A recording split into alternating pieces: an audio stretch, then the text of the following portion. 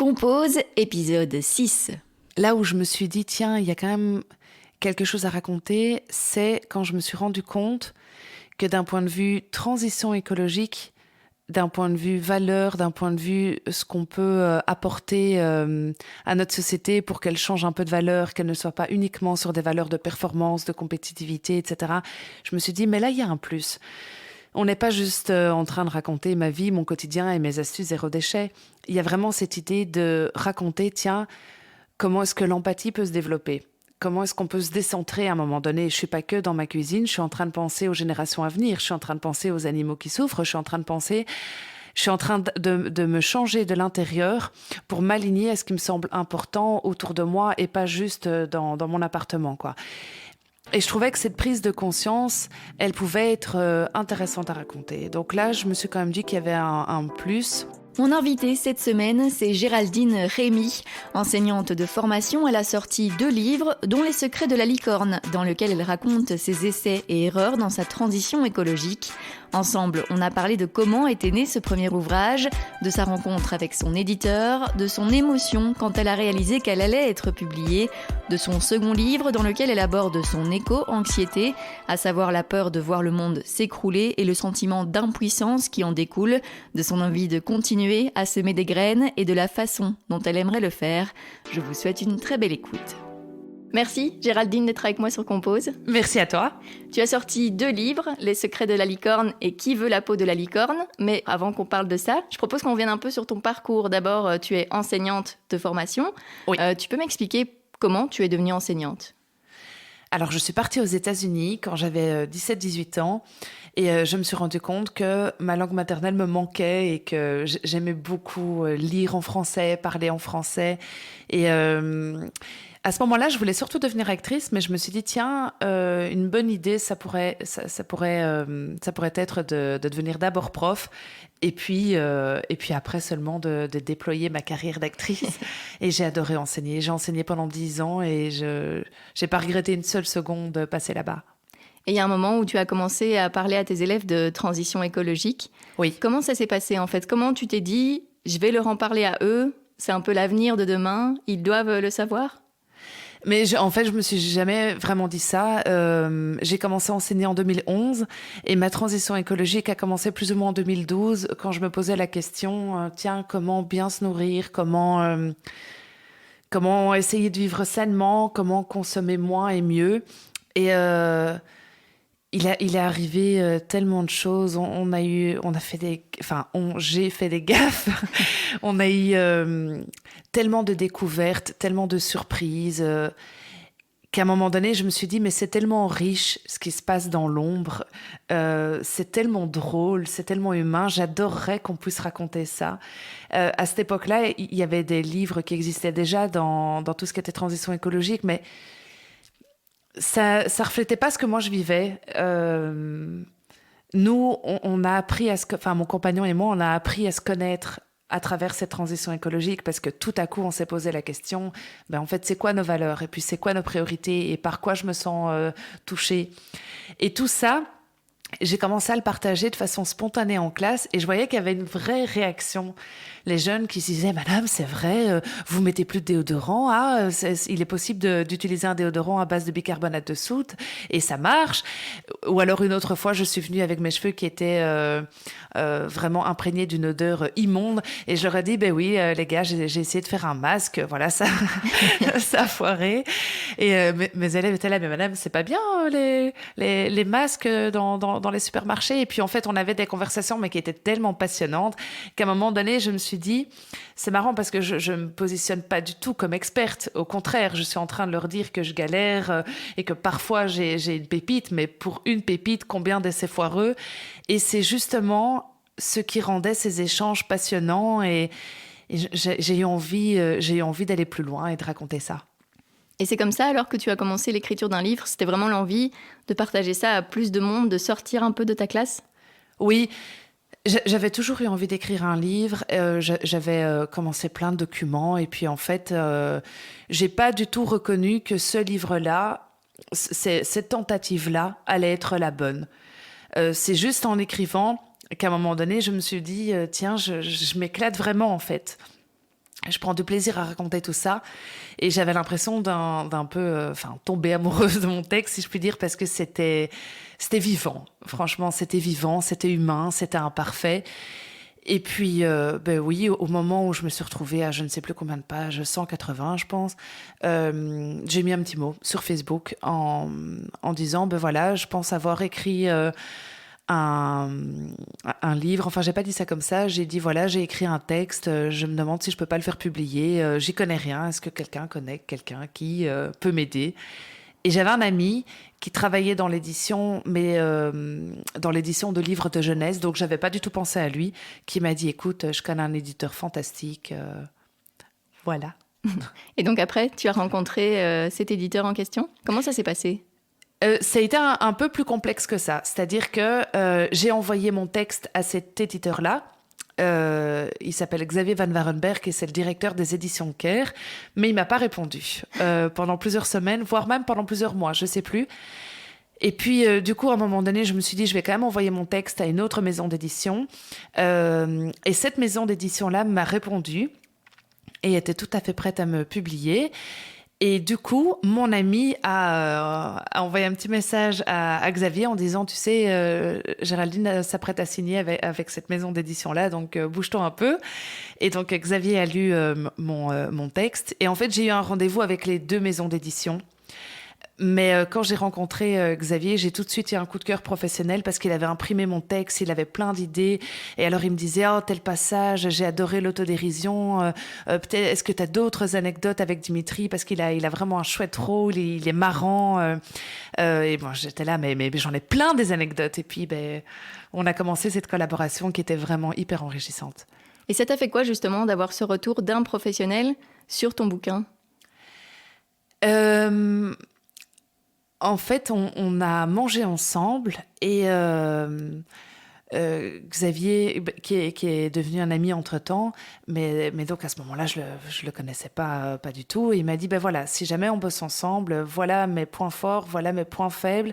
Il faut que tu saches que je peux énormément te soutenir de ce côté-là, mais de ce côté-là, par contre, c'est pas mon fort. Et moi, je l'ai regardé en disant, mais donc ça veut dire que c'est bon? Et il m'a dit, oui, je t'emmènerai pas au restaurant si je voulais pas le publier. Et je suis rentrée chez moi complètement sonnée en me disant, mais c'est tout, ça y est, je vais publier un livre. Je sais pas ce que j'imaginais. J'imaginais que c'était quasi impossible, qu'on allait me dire non. Et puis je suis rentrée chez moi, je l'ai annoncé à mon compagnon et j'en ai vraiment pleuré de joie. Et comment ça s'est passé, en fait, pour revenir un peu à ça, au processus d'écriture? Comment tu fonctionnais? C'était vraiment, ça devenait tout seul et tu as vraiment lâché, entre guillemets, sur les pages ce que tu voulais partager? Je pense qu'il y a mille et une façons de fonctionner. Mon amie Pauline Wild, qui sur les réseaux sociaux parle beaucoup de ses voyages intérieurs, elle est en train d'écrire un livre et elle, tous les jours, elle décide de se forcer, entre guillemets, à écrire 3 heures et ça lui convient super bien. Et moi, ça s'est pas du tout passé comme ça. J'écrivais quand j'en avais envie et puis à un moment donné, j'ai eu ce sentiment d'urgence, mais pas quelque chose de stressant, mais de me dire, tiens, là, tu tiens quelque chose. Et c'est comme si j'étais plus maître de rien, c'est-à-dire que le livre s'est écrit à travers moi. C'est trop bizarre comme image, mais je veux vraiment dire que je comptais pas mes heures, que je ne me cassais pas la tête. C'était vraiment fluide. En très peu de temps, il était écrit, je pense, en 3 mois. Et c'est un livre dans lequel tu te dévoiles beaucoup. Oui. Tu parles aussi du coup de ta vie, de Dimitri. Il y avait une petite crainte quand même de se dévoiler comme ça dans un livre que, entre guillemets, n'importe qui peut lire? Non, je pense pas. Non, je pense pas. Je suis assez spontanée et devant mes classes, je partageais beaucoup de choses et j'avais pas eu affaire à autre chose que de la bienveillance et je m'entendais super bien avec mes élèves et j'avais un peu l'impression, c'est bizarre à dire, mais que c'était à eux que je leur parlais. Mm-hmm. Par contre, pour mon 2e livre, là, c'est tout à fait différent.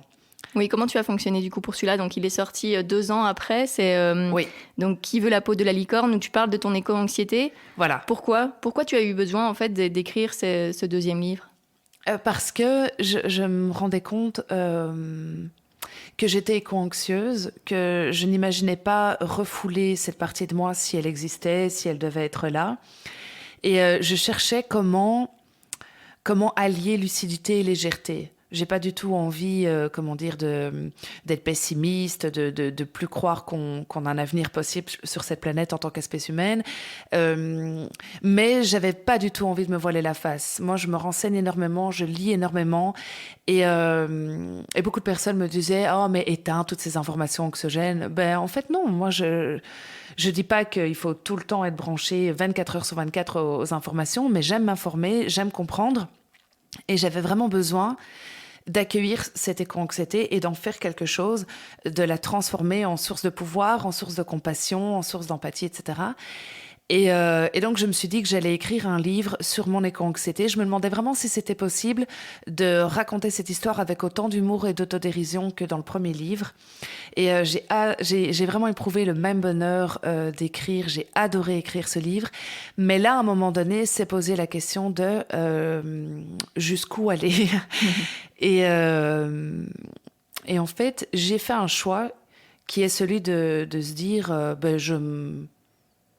je me raconte tel que je suis, tel que je vis les choses. Et le livre a eu un accueil vraiment super au niveau du public. Et j'ai reçu énormément de messages, notamment sur Instagram et sur Facebook, de personnes qui me disaient « Mais qu'est-ce que ça faisait du bien de tomber sur un livre qui dit les choses. » Et je me suis retrouvée dans tel aspect, dans tel aspect. Mais par contre, il y a quand même eu... des difficultés dans mon entourage. C'est-à-dire que je ne parle pas nécessairement de mon éco-anxiété à tout le monde, surtout quand je sens que la porte n'est pas ouverte. Et certains proches ont lu mon livre et se sont dit « Mais avec quoi elle vient ?» Donc ça a quand même été un peu compliqué. Oui, parce que ce n'est pas seulement se dévoiler au public, c'est se dévoiler aussi aux gens qui t'entourent et qui ne sont pas au courant de tout. C'est ça. Pour les secrets de la licorne... j'ai pas eu un seul retour négatif dans mon entourage, surtout que nos proches savaient que Dimitri et moi, mon compagnon, on se querellait tout le temps, pour quoi manger, comment vivre, comment adopter le zéro déchet, quelle priorité, comment voyager. Et ils savaient très bien qu'on se querellait tout le temps et ils ont adoré lire ce premier livre-là. Mais pour les secrets de la licorne, c'était quand même différent. Pour qui veut la peau de la licorne, c'était quand même très différent parce que je dévoile à quel point je suis inquiète, quoi. Je me pose vraiment des questions. Je me rends compte que d'un côté, il y a tous ces constats, ces enjeux environnementaux, ces informations sur la pollution numérique, la pollution agricole, sur la pollution plastique, sur la chute de la biodiversité, le réchauffement climatique. Et puis de l'autre, il y a aussi la direction qu'on prend en tant que société. Ça cadrait pas. Et donc, c'est vrai que je dévoile à quel point je me sens impuissante, à quel point je me sens anxieuse par rapport à ça. Mais ce qui est étrange, c'est que quand le livre est sorti, moi, je me suis sentie beaucoup mieux. J'avais vraiment l'impression de me dire, c'est plus à l'intérieur de moi. Je suis heureuse d'avoir révélé ma vérité. Et puis en même temps, c'est vrai qu'il y a certains de mes proches qui ont super mal réagi et qui ont d'ailleurs parfois tenté de me faire culpabiliser en me disant « Mais allez, nous on pensait que tu étais quelqu'un de super enthousiaste, super optimiste, mais je suis enthousiaste. Mais par contre, je veux pas du tout me voiler la face. On est... j'avais envie de m'excuser de leur dire, mais on est mal barré, quoi. Et ça, je vais pas me taire par rapport à ça. D'ailleurs, tu lui donnes un nom à ton éco-anxiété ? Oui, je l'adore. Je lui ai donné le nom de Regina parce que quand j'étais jeune, je regardais le film Mean Girls et il y a une des héroïnes de ce film qui est juste une garce et je trouvais ça tellement drôle de donner le même prénom à cette petite voix qui me harcèle. Oh, on est fichu. Tout va mal, on n'y arrivera pas. Et c'était ma façon à moi de la remettre à sa place. Et d'ailleurs, le sous-titre, c'est « De l'éco-anxiété à la résilience ». T'as vraiment l'impression que le livre aussi t'a aidé à aller vers cette résilience ? Oui, il a participé à un certain lâcher-prise, mais j'étais vraiment déjà dans cette résilience de tous les côtés. Et d'ailleurs, depuis que le livre est sorti, donc il y a quasiment 1 an, je vais encore plus loin dans cette résilience. Je découvre chaque jour des outils et j'ai de nouveau ce sentiment d'urgence qui s'empare de moi, un sentiment d'urgence vraiment constructif, hein, de me dire, attends, mais tu es en train vraiment de découvrir des astuces, des clés pour lâcher prise et en même temps pour agir, parce que vraiment ce lâcher prise, c'est pas un lâcher prise de on est tous foutus, je fais plus rien.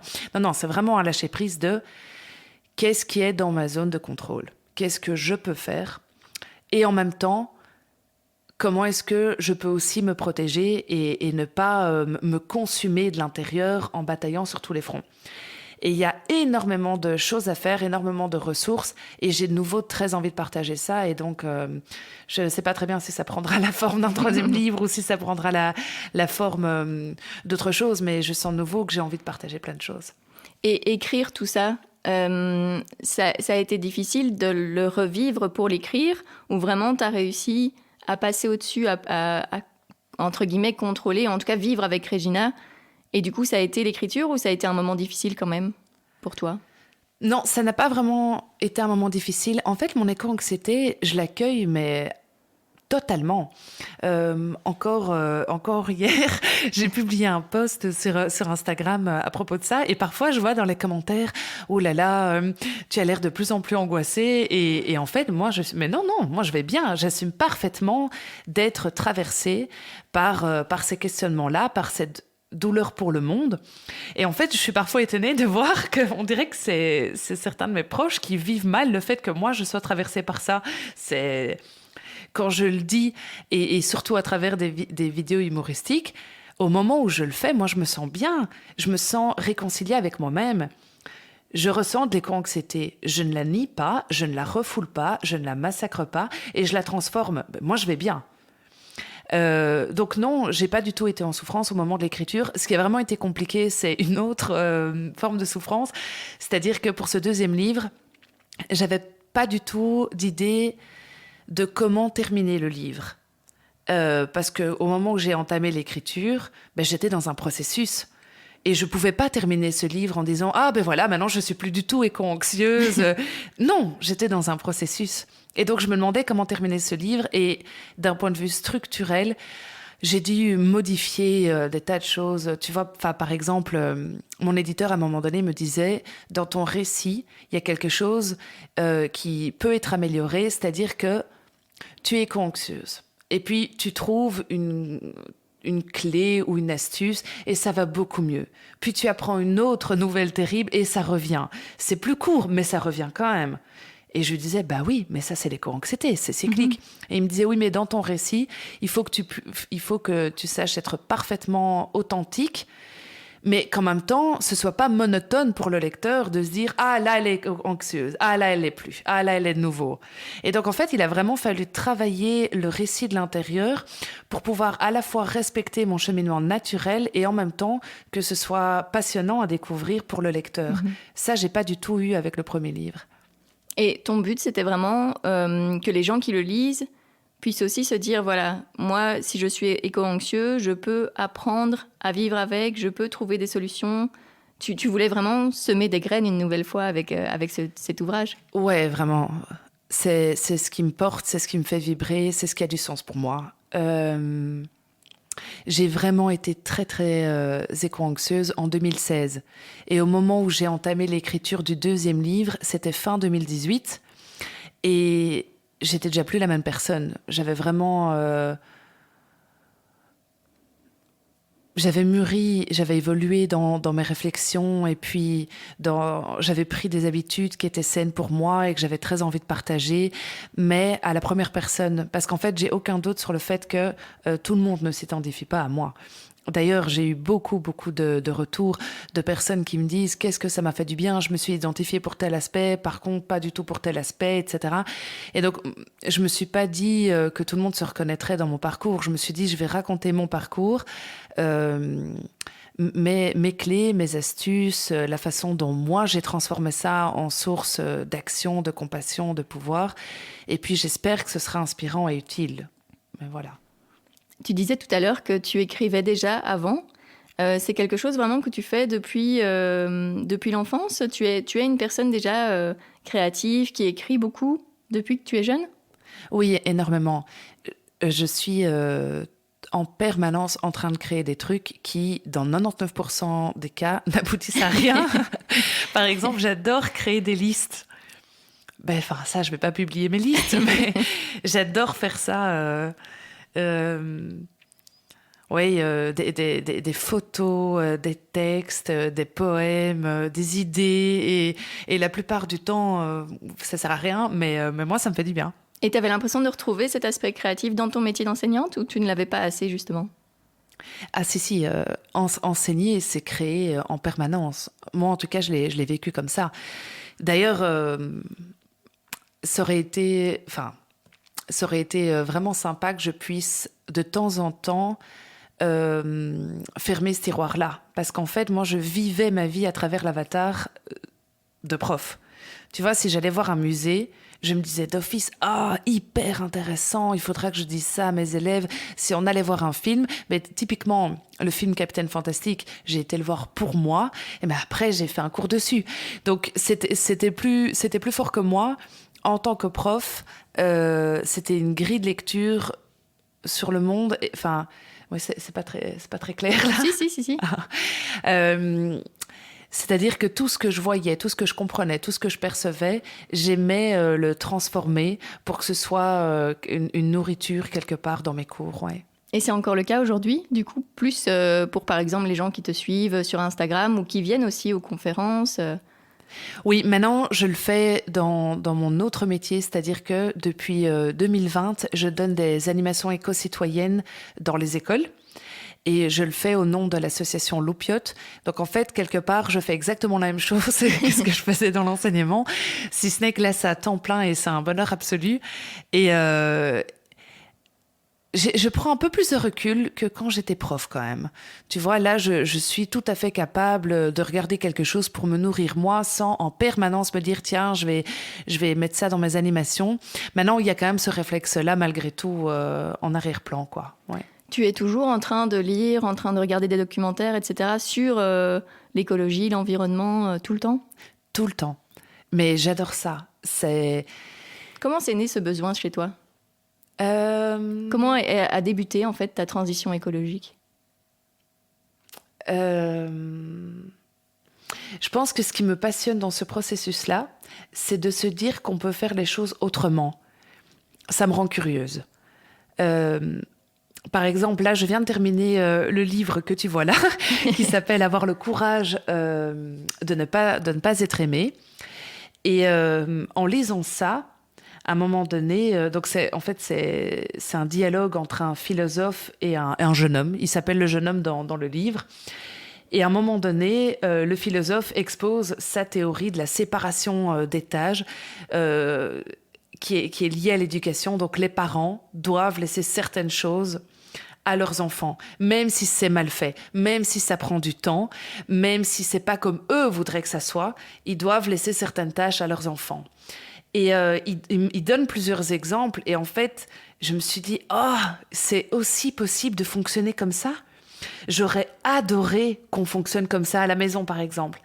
Et c'est cette curiosité de me dire qu'il existe 1000 façons de penser, 1000 façons de créer, 1000 façons de transmettre. Je pense que je me lasserai jamais de ça. Pour revenir un peu à tes livres, c'est vraiment ça. Enfin, quand tu étais dans ton processus d'écriture, là, tu as su que c'était celui-là que tu devais publier. Tu vois, par rapport aux autres textes que tu as écrits, etc., par le passé, tu savais que c'était ce format-là, ce format où tu te révèles, où tu parles de ton expérience. Tu as compris à un moment que c'était vraiment ça qui devait être dévoilé au public? Non. Non. Au début, pas du tout. À quel moment j'ai compris ça? Je pense qu'à un moment donné, je voyais que le texte avait une cohérence et je me suis dit, ah tiens, c'est sympa parce qu'il y a quand même vraiment quelque chose à raconter et puis il y a plein d'humour. Et puis c'est vrai que le personnage de Dimitri, dans mon livre, me faisait beaucoup rire. Mais Dimitri est vraiment comme ça. Mais il me fait rire. C'est une source d'inspiration pour moi parce qu'il est très spontané, puis il est aussi têtu, puis en même temps il a un grand cœur. Enfin, il y avait Il y avait quelque chose que j'adorais raconter de lui. Par contre, je savais pas encore qu'il était objectivement intéressant pour les autres. Moi, je le regardais avec les yeux de l'amour, en fait, ce personnage-là. Et puis, là où je me suis dit, tiens, il y a quand même quelque chose à raconter, c'est quand je me suis rendu compte que d'un point de vue transition écologique, d'un point de vue valeur, d'un point de vue ce qu'on peut apporter à notre société pour qu'elle change un peu de valeur, qu'elle ne soit pas uniquement sur des valeurs de performance, de compétitivité, etc. Je me suis dit, mais là, il y a un plus. On n'est pas juste en train de raconter ma vie, mon quotidien et mes astuces zéro déchet. Il y a vraiment cette idée de raconter, tiens, comment est-ce que l'empathie peut se développer ? Comment est-ce qu'on peut se décentrer à un moment donné ? Je ne suis pas que dans ma cuisine, je suis en train de penser aux générations à venir, je suis en train de penser aux animaux qui souffrent, je suis en train de me changer de l'intérieur pour m'aligner à ce qui me semble important autour de moi et pas juste dans mon appartement, quoi. Et je trouvais que cette prise de conscience, elle pouvait être intéressante à raconter. Donc là, je me suis quand même dit qu'il y avait un plus. Et puis, je sais pas, en fait, ça s'est un peu aligné. Ce qu'il y a aussi, c'est que... oui, je me rends compte au moment où je te l'explique. C'est qu'au début, Les secrets de la licorne, j'avais tellement envie que les gens puissent découvrir ce que moi j'avais découvert, qu'il y avait toute une partie qui épinglait les restaurants zéro déchet que j'avais testés, les cosmétiques zéro déchet que j'avais également testés ou que j'avais fabriqués. Et en fait, il y avait vraiment une partie, tiens, comment consommer de façon zéro déchet, éthique, responsable, locale en Belgique. Et puis ça, on a décidé de laisser tomber avec mon éditeur parce que au moment même où le texte était entièrement terminé, il y avait déjà 2 petites entreprises qui avaient fait faillite. Ah oui. Et je me suis dit, mais en fait, le livre, il va sortir.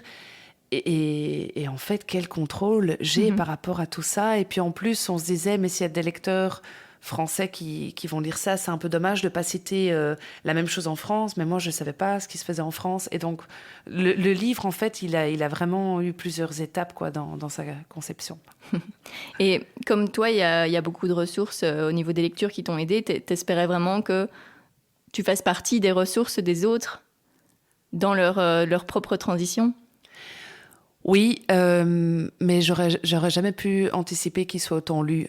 Vraiment, ce que j'espérais, c'était que mes élèves le lisent. Je sais que ça peut paraître vraiment bizarre, parce qu'en plus, il y a des passages dans le livre où, justement, j'étais hyper gênée à l'idée que mes élèves le lisent, notamment le passage avec la cup. C'est intime, et oui... Bizarrement, là, j'étais pas vraiment pour qu'ils découvrent ce passage-là, mais il y a tellement d'autres passages où je me disais, tiens, si des jeunes qui sont en train de construire un peu leur... Parce que je donne cours en réto, donc je donnais cours en réto, c'était des élèves de 18, 19, 20 ans. Je me disais, tiens, ce serait tellement sympa s'ils commencent leur vie, de pouvoir se dire que ça existe, etc. Et donc, j'avais vraiment cet espoir que ce livre puisse semer des graines. Et je sais pas pourquoi, peut-être parce que j'étais devant des élèves chaque jour. J'espérais pouvoir viser un public jeune. Et puis en fait, le livre a été lu dans plein d'écoles, mais il a été lu par d'autres personnes, d'autres publics, et ça m'a super fort fait plaisir et touché. Et tu le disais, il y a beaucoup d'autodérision, beaucoup d'humour. Voilà, ça vous représente vraiment. C'était important pour toi que ce livre soit authentique ? Ah oui. S'il n'est pas authentique, il n'est pas intéressant. Alors, alors on peut le jeter, quoi. C'est vrai que c'est un risque parce que forcément, quand on dévoile un peu notre quotidien et quand on dévoile nos essais, nos erreurs, on s'expose, donc on s'expose à la critique. Mais je n'aurais pas pu imaginer raconter quelque chose qui soit embelli ou qui soit pas authentique. Non, ça m'intéresse pas.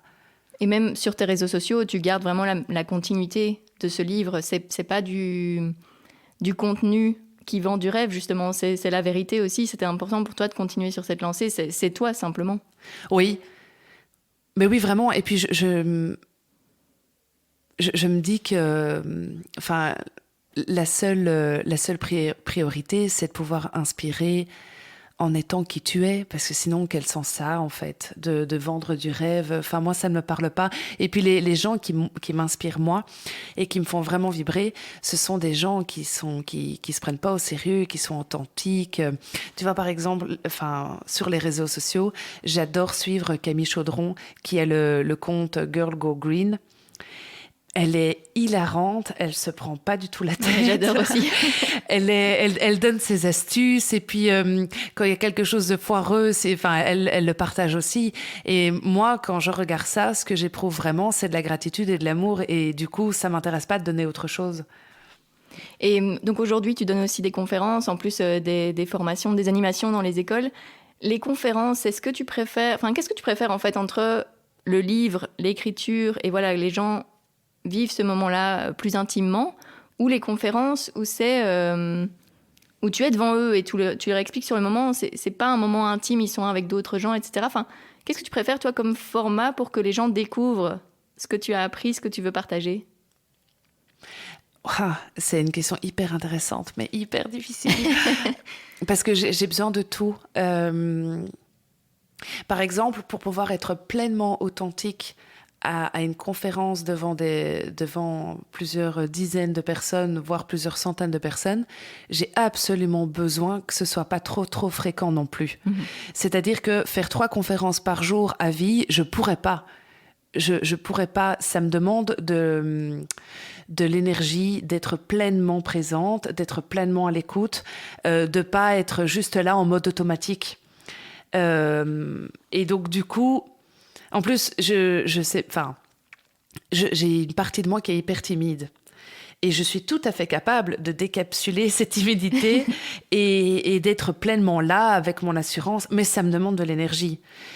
Donc, j'ai quand même besoin d'être la plupart du temps un peu en mode solitaire, voilà, dans mon entourage à moi, avec mes livres, etc., pour pouvoir être pleinement présente. Et d'ailleurs, c'est vraiment pareil dans l'enseignement.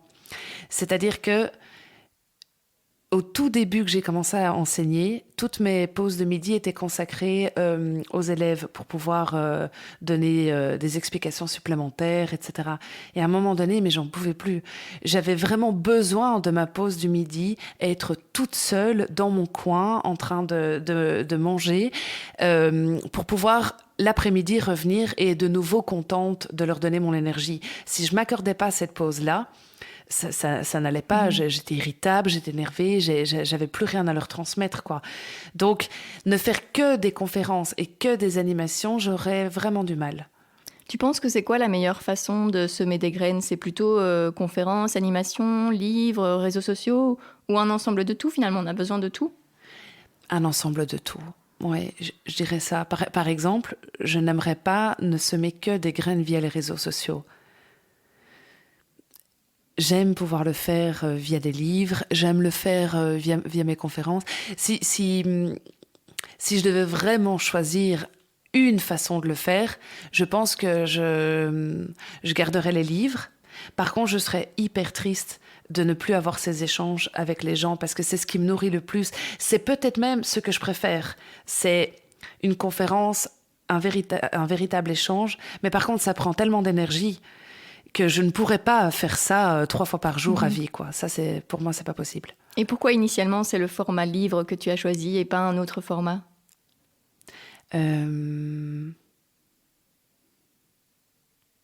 Franchement, c'est une bonne question. Peut-être parce que j'enseignais déjà, et donc j'étais déjà un peu nourrie d'interactions, et puis le livre, c'est quand même une certaine crédibilité pour donner des conférences. Je pense pas que je me serais dit, tiens, je passe ma vie à semer des graines dans ma classe, du coup, je vais faire une conférence. Le livre aidait aussi un peu à passer outre ce syndrome de l'imposteur? Oui, après, il est encore là. Hein. Il est encore là. J'ai tendance à procrastiner certains projets et certaines envies qui me tiennent à cœur parce qu'à chaque fois, je me dis, oui, mais bon, qu'est-ce qui se passe si ça marche pas? Et puis, comment est-ce qu'on va te percevoir? Enfin, tu vois, je suis encore en train de me changer par rapport à ça et j'évolue vraiment de la façon la plus efficace pour moi, en tout cas. Mais c'est encore un petit peu là. Mais par contre, avoir Pablo Servigne, qui écrit la préface de ton livre, alors que lui-même est l'auteur notamment de Comment tout peut s'effondrer, l'avoir lui dans ton bouquin, ça a été un sentiment de fierté et aussi de reconnaissance extérieure? C'était magique. C'était vraiment magique parce que déjà, la préface qu'il a écrite est fantastique. Et puis Gauthier Chapelle et Vincent Watley ont écrit la postface de mon 2e livre. Et en fait, je me suis sentie très bien entourée. Parce que je trouve que c'est vraiment trois hommes qui sont fantastiques, quoi. Je me suis pas sentie une seule seconde comme la femme fragile. Non, Gauthier Chapelle et Pablo Servigne sont très reliés à leur côté féminin. Et je trouve qu'ils ont un discours, ils ont des propos qui sont tellement empathiques, qui soutiennent vraiment la fragilité du vivant, que moi, je me suis pas dit une seule seconde, tiens, peut-être que ça aurait été sympa qu'il y ait un petit peu plus de femmes dans mon livre. Pourtant, ce serait le genre de questionnement qui me traverse, mais ici, c'était vraiment juste. Gauthier m'a beaucoup soutenue, notamment d'ailleurs à travers l'écriture. Et Pablo Servigne, il est disponible, il est accessible, donc non, vraiment, quelque part, j'ai été beaucoup plus touchée par rapport à la qualité de leur contenu que par rapport aux signes extérieurs qu'ils représentent, parce qu'ils sont populaires, qu'ils sont célèbres, etc. Ouais. Et quand tu le disais, tu as souvent des retours aussi des gens, notamment sur Instagram. Ça te fait quoi à chaque fois de recevoir leurs messages? Ça me remplit de joie. Ça me remplit de joie parce que là aussi, je me sens soutenue. J'ai l'impression d'avoir une communauté très bienveillante. C'est une petite communauté, mais c'est une communauté qui est là, en tout cas. Et donc, quand je publie un post sur, typiquement, mon éco-anxiété, je me sens pas jugée, en fait. Non, je reçois plein de messages de personnes qui me remercient de mettre des mots sur ce que eux traversent parfois également. Et du coup, le sentiment que j'ai, c'est un sentiment d'utilité. Ouais. Et ça n'a pas de prix? Non, ça n'a pas de prix. Non, franchement. Tu es fière vraiment d'avoir sorti ces 2 livres? Oui, je suis fière. Je suis vraiment fière de les avoir sortis. Principalement parce que ils ont permis en fait, je pense que c'est marrant que tu poses ces questions-là parce que du coup, je peux vraiment identifier ce qui me rend fière. Hier, j'ai reçu un message vraiment adorable d'une personne qui me disait que à la suite de la lecture des Secrets de la licorne, elle avait complètement changé de vie. Et moi, je trouve ça complètement dingue de pouvoir avoir un impact pareil. Et je me dis, mais le pouvoir des mots et le pouvoir de l'authenticité, c'est puissant. Et si je peux me relier à ça et si je peux apporter ma petite contribution, ben oui, ça n'a pas de prix et ça me rend fière. Ouais. Et comment tu aimerais bien continuer justement à apporter ta contribution, à semer des graines? Comment tu envisages la suite? Avec lenteur. En fait, je voudrais pas que ce soit une démarche motivée par l'ego, justement. Ah, j'ai publié 2 livres, vite, en sortir un 3e. Je me sens pas bien quand je suis dans cette énergie-là. Je préfère vraiment prendre mon temps et faire les choses quand elles viennent. Par contre, il faut quand même que je me donne de temps en temps un coup de pied aux fesses. Donc, oui, je dirais dans la juste lenteur. Et puis, j'aimerais vraiment continuer à garder cette authenticité parce que sinon, je ne verrais pas d'intérêt à ce que je fais, en fait. Voilà. Qu'est-ce que tu aimerais dire à la Géraldine d'il y a 10 ans, à celle qui commençait à enseigner et même celle d'avant, en fait, celle qui a vécu aux États-Unis, par rapport à tout ce que tu as vécu jusqu'à maintenant, par rapport à ta réflexion personnelle, par rapport à ta transition? Qu'est-ce que tu voudrais lui dire? Quelle belle question. C'est une très belle question. Je lui dirais de faire confiance. Je lui dirais, sois fier de ce que tu es, assume complètement ta sensibilité, arrête de perdre de l'énergie à te demander ce que les autres pensent de toi. Fais-toi confiance et avance. Et tu peux pas te tromper de chemin si tu restes sensible, authentique et empathique. Et c'est possible, dans le monde dans lequel on vit, d'être encore authentique comme ça, de pouvoir finalement être soi aujourd'hui? Bien sûr, bien sûr. Enfin, moi, j'ai l'impression d'être entourée de personnes qui osent être elles-mêmes et qui m'inspirent énormément. Je pourrais vraiment, rien que sur les réseaux sociaux, enfin, je veux dire, Instagram, c'est quand même une plateforme qui est critiquée à juste titre pour tellement de raisons. Et pourtant, ça reste un outil de communication qui est vraiment formidable, en dépit des algorithmes et en dépit de tous ses défauts. Et y a des tas de personnes qui m'inspirent à être de plus en plus authentique. Donc, oui, je suis persuadée que c'est encore possible. Et juste avant qu'on commence l'épisode, tu m'avais dit qu'on pouvait parler de tes envies, de tes rêves. Oui. Voilà, quels sont-ils aujourd'hui? J'aimerais profondément créer... J'aimerais profondément continuer à semer des graines sur différents plans et arriver à créer et surtout à nourrir des projets qui servent aux collectivités. Ça, c'est quelque chose qui me fait vraiment vibrer. J'ai pas juste envie d'être dans mon coin. J'aimerais vraiment, créer quelque chose qui soit utile à beaucoup de monde. C'est quelque chose qui me fait vibrer. Après, je t'avoue, quand tu m'as posé la question, je t'ai aussi dit que j'étais nulle part. Mais c'est quelque chose qui ne me quitte pas. C'est vraiment l'idée de créer des projets qui puissent nourrir d'autres projets et d'avoir ce sentiment de communauté à l'intérieur de moi. Finalement, tu es dans un processus créatif constant. Ouais. Dans ta vie de tous les jours. Ouais. Oui, je pense, ouais. Même si ce n'est pas, entre guillemets, artistique, ça reste de la création. Mais oui, tout à fait. Tu as l'impression que tu mets un peu ta pierre à l'édifice, entre guillemets, pour l'environnement, pour l'écologie, pour notre avenir à tous, finalement? Oui, mais pas assez. Mm-hmm. Ça, c'est le sentiment. Après, ça, c'est l'éco-anxiété qui est toujours un peu présente? Non, même pas. C'est que j'ai très très envie de me sentir puissante, de sentir vraiment en moi cette joie et cette puissance de me dire qu'à ma manière, dans mon regard, je soulève des montagnes. Et là, je suis pas encore dans cet état d'esprit-là. J'ai l'impression que je fais de mon mieux, mais je trouve que je pourrais être plus efficace, plus organisée et avoir encore plus confiance en moi.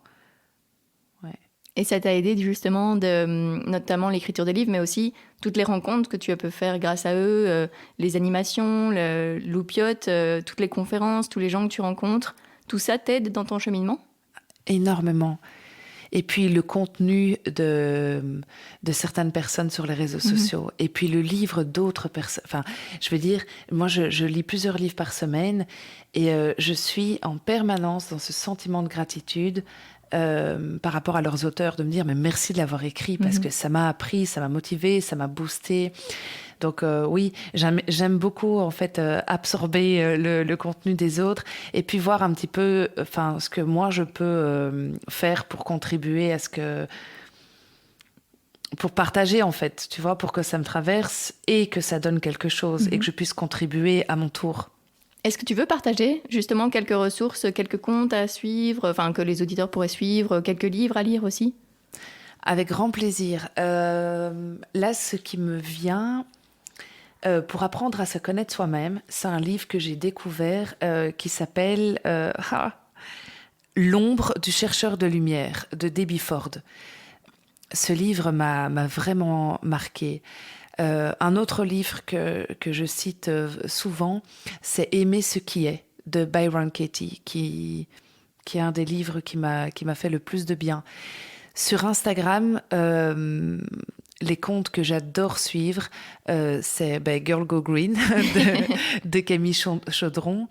Et puis aussi Graines de Possible, une autre Camille Etienne, que je trouve fantastique parce que elle agit de toutes les façons possibles, avec à chaque fois cette inspiration, ce lâcher-prise, et puis aussi une forme d'autodérision. Donc, c'est vraiment 2 contes qui m'inspirent énormément. Après, je pourrais en citer tellement, mais je dirais ça. Et puis, je trouve qu'il ne faut pas donner trop de ressources non plus, parce que sinon, on ne sait pas par laquelle commencer. Donc ça, c'est déjà pas mal. Quand tu vois des personnes, des jeunes comme Camille Etienne ou chez nous, par exemple, Adélaïde Charlier, des personnes comme ça qui se battent vraiment au quotidien pour l'environnement, ça te rend optimiste, en fait, de voir ça, de voir des personnes si jeunes qui sont si conscientes? Ça me rend optimiste et puis surtout, ça me remplit de gratitude. Je vois pas, en fait, comment pour moi, la spiritualité, la connaissance de soi, ça peut pas être complètement abstrait, tu vois. Tous ces outils que moi j'essaie d'acquérir pour adopter la posture juste, c'est aussi pour agir, c'est aussi pour faire quelque chose. Et j'ai un petit peu du mal avec les comptes Instagram qui ne sont que dans le feel good, qui vont jamais parler d'actualité, qui vont jamais parler des enjeux environnementaux, qui vont jamais parler d'activisme. Et donc qui sont uniquement dans les citations inspirantes et dans le yoga, par exemple. Quelqu'un peut tout à fait avoir un compte yoga et ne faire que ça. C'est pas ça que je dis, mais je trouve qu'en ce moment, il y a énormément de développement personnel un peu hors sol. C'est intéressant de faire un travail sur soi, mais je trouve que c'est aussi intéressant de pouvoir se rallier à un mouvement, à une collectivité et de semer des graines de plusieurs façons différentes et voilà, qui est un juste équilibre entre réflexion, action, émotion. Ouais. Pour toi, tout est un peu lié? Oui. Oui, tout à fait. Je vais te poser la dernière question du podcast. Qu'est-ce que tu aimerais oser faire et que tu n'as pas encore fait? Que ce soit professionnellement ou personnellement. J'adorerais créer des formations en ligne, créer du contenu en ligne. Et j'ai tendance à procrastiner parce que je ne peux pas m'empêcher de me dire que beaucoup de personnes le font déjà et qu'est-ce que je vais faire en plus, etc. Et pourtant, je suis persuadée d'avoir ma propre place dans ce monde-là. Mais ça, c'est quelque chose vraiment que j'aimerais faire. Et il y a aussi autre chose. J'ai monté une pièce de théâtre il y a quelques années dans mon école et je m'étais tellement éclatée. C'était une des plus belles expériences professionnelles de ma vie et j'adorerais recréer une pièce de théâtre basée sur l'écologie. Un truc super chouette, super drôle, avec des personnages impayables. Mais voilà. Ça va peut-être se faire. Peut-être. Merci beaucoup, Géraldine. Merci, Julie. Merci Géraldine d'avoir accepté mon invitation. Les références de ces 2 livres se trouvent dans les notes de cet épisode. Et merci à vous de l'avoir écouté. J'espère que cela vous a plu. Et si c'est le cas, abonnez-vous à Compose sur Instagram, Facebook ou Twitter, mais aussi sur la plateforme de streaming que vous êtes en train d'utiliser. Et si vous voulez soutenir le podcast, vous pouvez le faire via la plateforme Patreon. Toute aide financière est vraiment la bienvenue pour continuer à développer ce podcast qui m'anime tant. Et puis parler de Compose autour de vous, c'est ce qui m'aide le plus à le faire connaître. Je vous dis à bientôt.